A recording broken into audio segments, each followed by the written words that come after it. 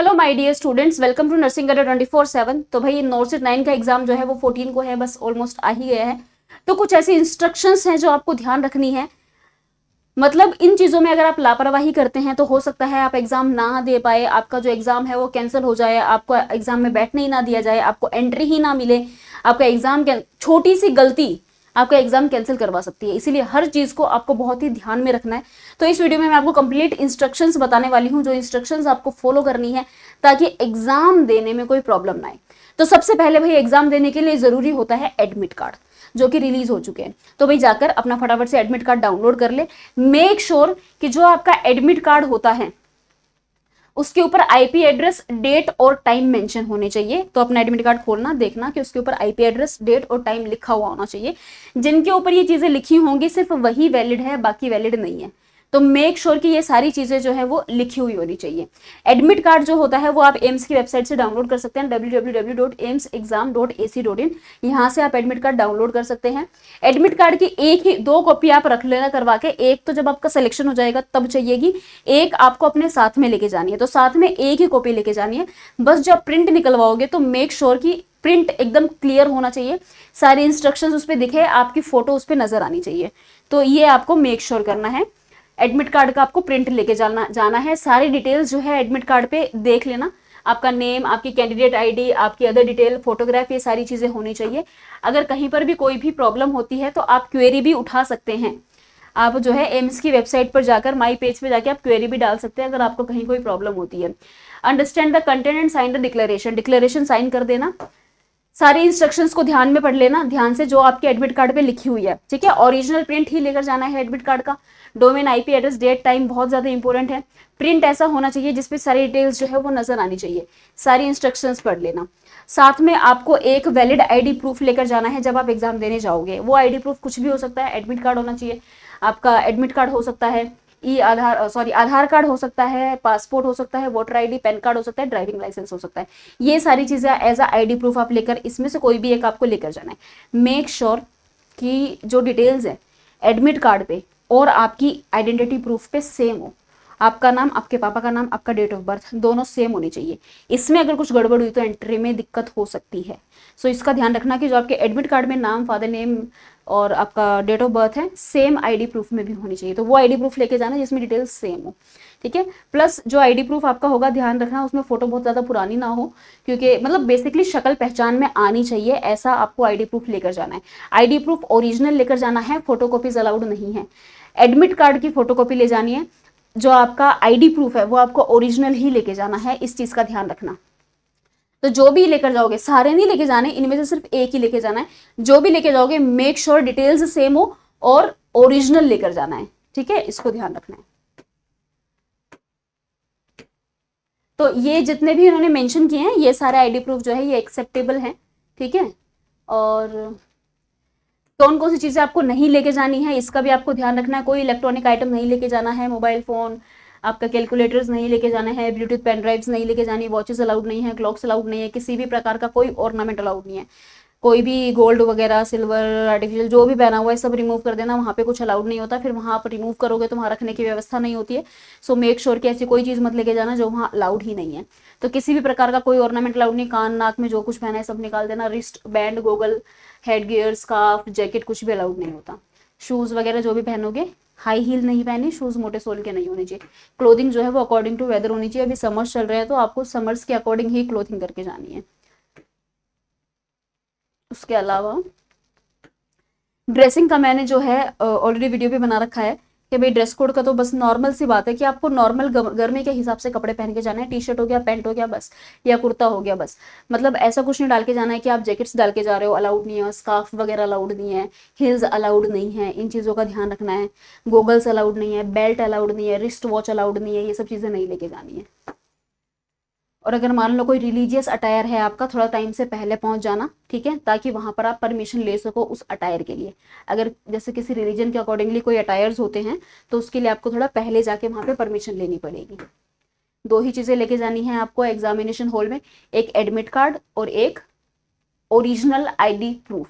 ये 2 ही चीजें लेके जानी है, इसके अलावा कुछ भी अलाउड नहीं है। पानी की बोतल भी वहीं मिलती है, आपको नहीं लेके जानी है।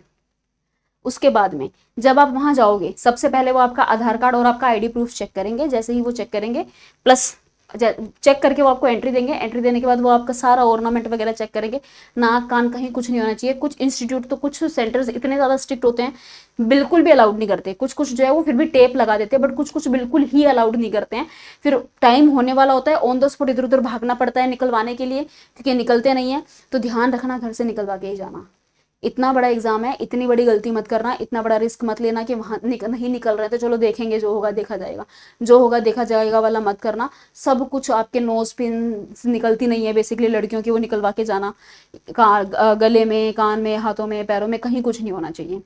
इस चीज़ का मेक श्योर करना। आपको नॉर्मल कपड़े पहन के जाने, इवन सर में पिन्स वगैरह भी अलाउड नहीं होती है, वो भी ध्यान रखना। बहुत बड़े बड़े रबर बैंड अलाउड नहीं होते हैं, तो एक पतली सी रबर बैंड लगा के जाना है।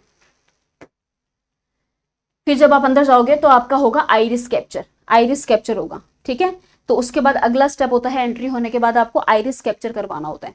फिर आप और अंदर जाओगे, फिर आपकी बायोमेट्रिक होती है। बायोमेट्रिक होने के बाद आपको बिठा दिया जाता है, फिर आपका एग्जाम होता है। एग्जाम होने के बाद आपको एडमिट कार्ड वहीं जमा कराना है, साथ में लेकर नहीं आना। अगर लेकर आए, जमा नहीं कराना, एग्जाम कैंसिल हो जाएगा। तो एडमिट कार्ड वहीं जमा कराना है। और जाते टाइम दोबारा से बायोमेट्रिक होती है। तो बायोमेट्रिक एंट्री की भी होती है, एग्जिट की भी होती है। तो इस चीज़ का ध्यान रखना। आइरिस कैप्चर करवाना है, बायोमेट्रिक होगी, जाते टाइम भी होगी, आते टाइम भी होगी, और एडमिट कार्ड वहीं जमा कराना है।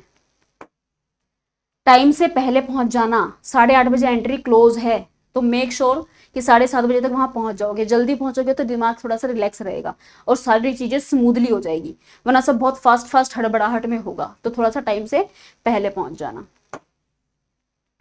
रफ वर्क करने के लिए आपको जो आपका एडमिट कार्ड है उसका बैक पोर्शन यूज करना होता है।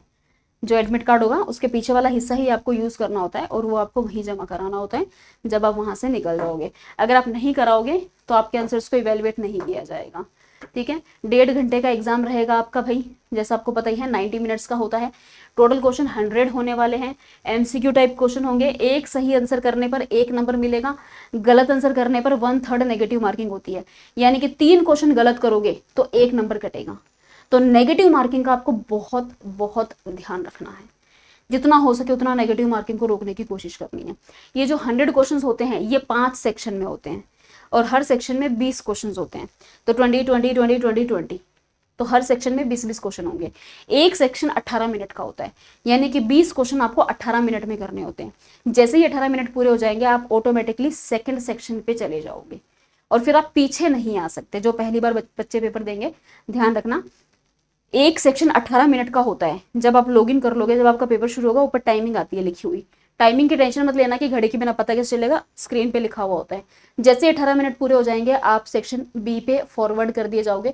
आप पीछे वापस नहीं आ सकते, ये सोच के क्वेश्चन मत छोड़ना इस क्वेश्चन को मैं बाद में करूंगी। 18 मिनट के बाद वो क्वेश्चन गया, फिर आप उस सेक्शन में दोबारा नहीं आ सकते। तो पहला सेक्शन 18 मिनट, फिर सेकंड पे आ जाओगे, पहले पे नहीं आ सकते। सेकंड से थर्ड पे जाओगे, सेकंड में नहीं आ सकते। थर्ड से फोर्थ में, थर्ड पे नहीं आ सकते। तो इस चीज का भी ध्यान रखना, स्पीड थोड़ी सी बना के रखना। उसके अलावा भाई ये सब मैंने आपको बता दिया है। बायोमेट्रिक बता दिया मैंने, एडमिट कार्ड भी बता दिया है। क्वेश्चंस वगैरह जो है अपना अच्छे से देख लेना।